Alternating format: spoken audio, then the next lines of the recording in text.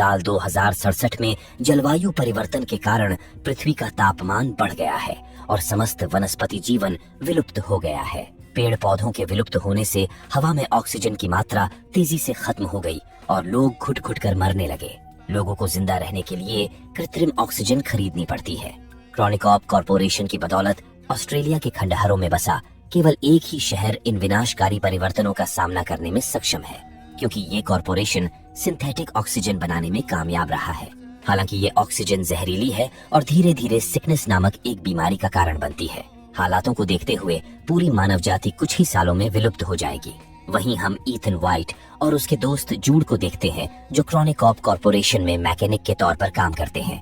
Corporation बीमारी का इलाज और दुनिया को बचाने के लिए दिन रात काम कर रहा है। ईथन पैसे कमाने और अपने लिए बेहतर ऑक्सीजन खरीदने के लिए दिन रात कड़ी मेहनत करता है और उसकी पत्नी सैंथी की देखभाल करता है, जो बीमारी से पीड़ित है।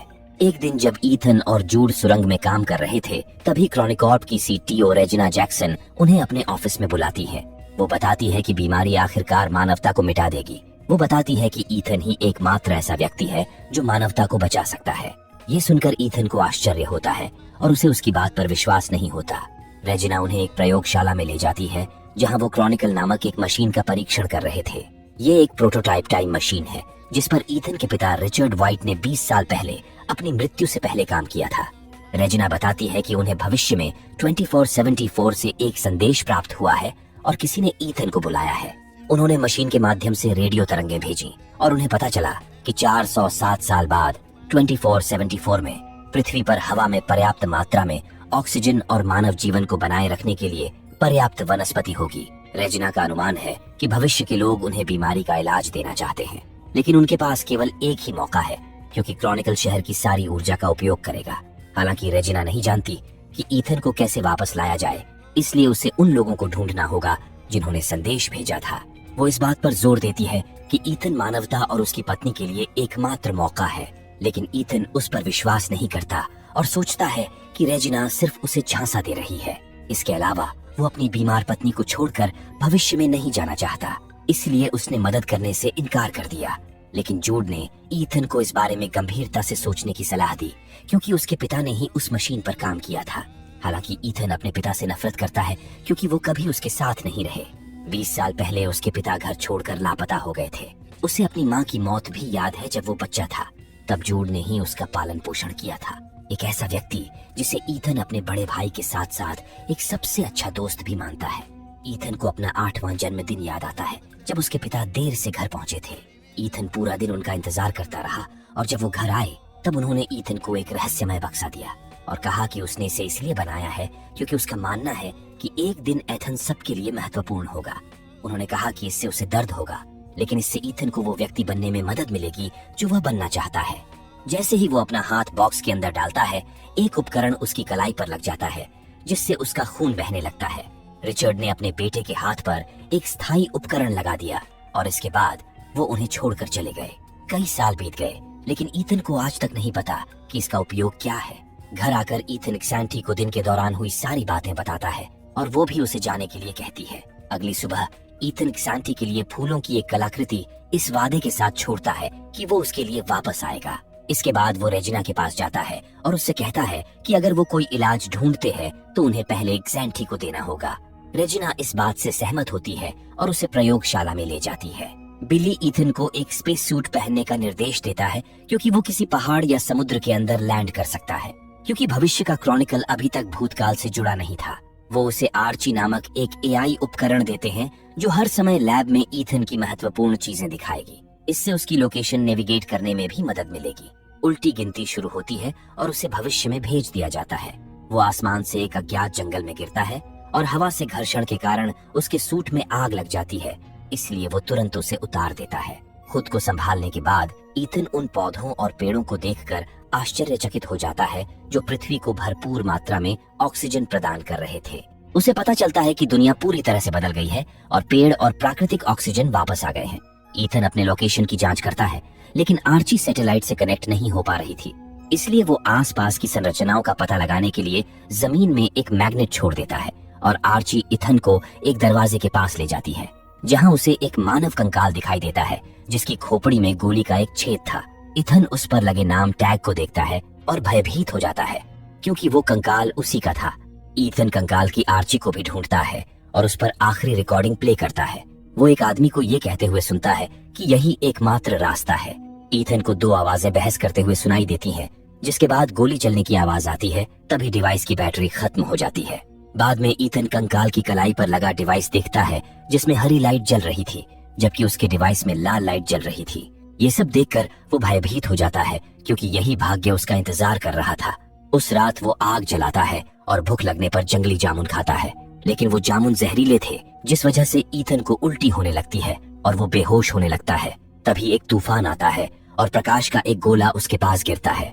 थोड़ी देर बाद इथन को होश आता है और वो जूड को अपने सामने देखकर हैरान हो जाता है। वो एक सिरिंज देखता है और महसूस करता है कि उसे एक एंटीटॉक्सिन का इंजेक्शन दिया गया है।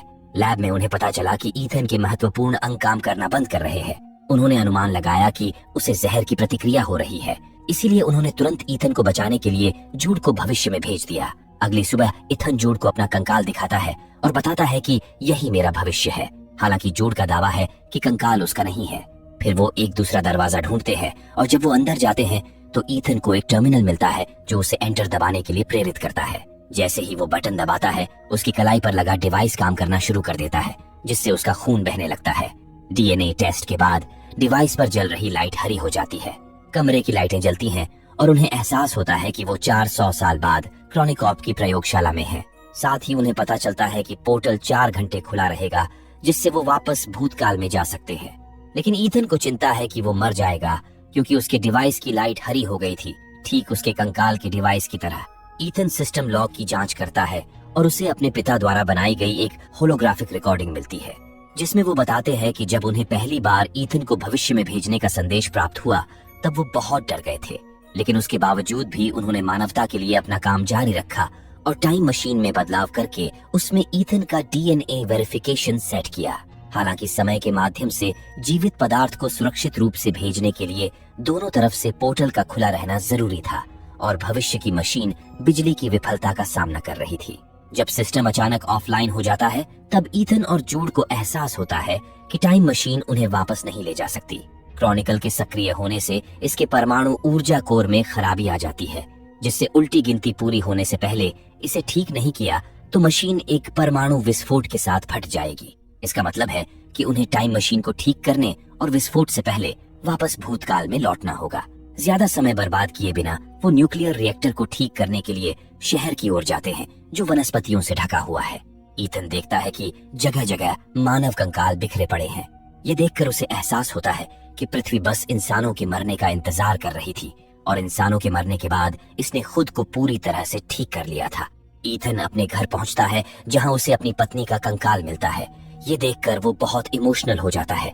जूड उसे शांत करता है और बताता है कि उन्हें अतीत में वापस लौटना होगा, क्योंकि इस बीमारी का इलाज भविष्य की दुनिया में भी मौजूद नहीं दिखता। हालांकि जूड के शब्द इथन के मन में शक पैदा करते हैं और वो एक बार फिर से रिकॉर्डिंग प्ले करता है और उसे पता चलता है कि उसके साथ जो आदमी बहस कर रहा है वो और कोई नहीं बल्कि जूड है। ऐसा लग रहा था जैसे जूड ने ही उसे गोली मारी थी। जूड ने इथन पर अपनी बंदूक तान दी और इस बात से साफ इनकार कर दिया कि जो आदमी तुम्हारे साथ बहस कर रहा है वो मैं नहीं हूँ। वो दावा करता है कि इथन उसके भाई जैसा है और वो उसे कभी नहीं मार सकता, वो बस उसे बचा रहा है। जूड बंदूक की नोक पर इथन को रिएक्टर के कंट्रोल रूम में ले जाता है। आपातकालीन ओवरराइड को सक्रिय करने में असमर्थ इथन ने एयरलॉक के अंदर जाने और लीवर को खींचने का फैसला किया। पावर कोर की मरम्मत करने के बाद दोनों प्रयोगशाला में लौट आते हैं। उन्हें पता चला कि लॉन्च में अभी भी 37 मिनट बाकी हैं। एक बार जब उल्टी गिनती 0 पर पहुंच जाएगी तो पोर्टल लगभग 30 सेकंड के लिए 2067 पर टिक जाएगा। इथन एक दरवाजा खोलता है और उसे पता चलता है कि ये रास्ता उसके कंकाल की ओर जाता है। उसे चिंता है कि वो भाग्य नहीं बदल सकते, क्योंकि उसका कंकाल अभी भी वही है।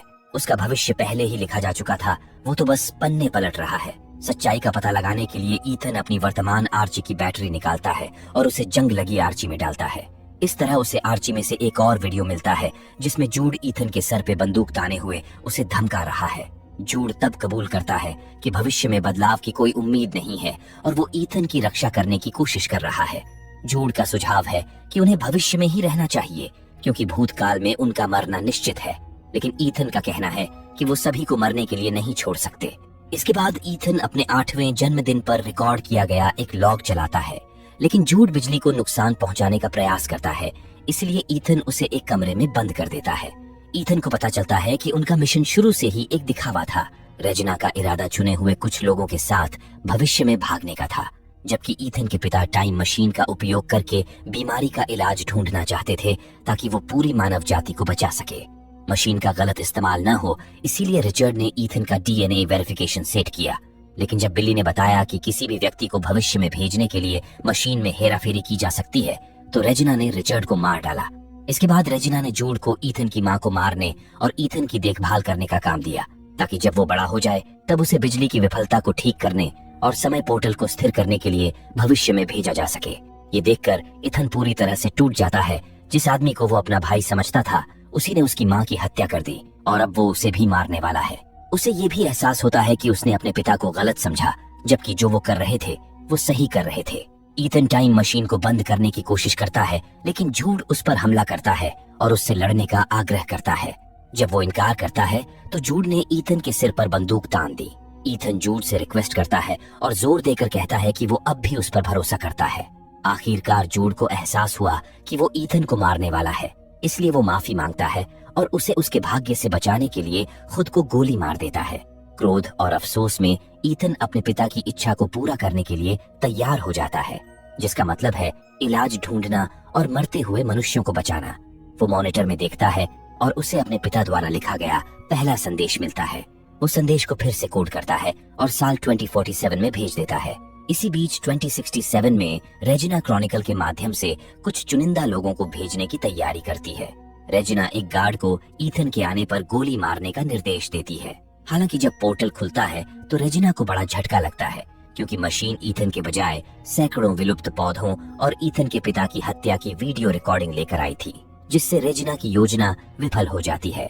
हत्या के कारण रेजिना को गिरफ्तार कर लिया जाता है। ईथन द्वारा भेजे गए नए पौधों से आशा है कि पृथ्वी का इकोसिस्टम पुनर्जीवित हो सकता है। ईथन अब भविष्य की दुनिया में अकेला हो जाता है। वो जूड को दफना देता है।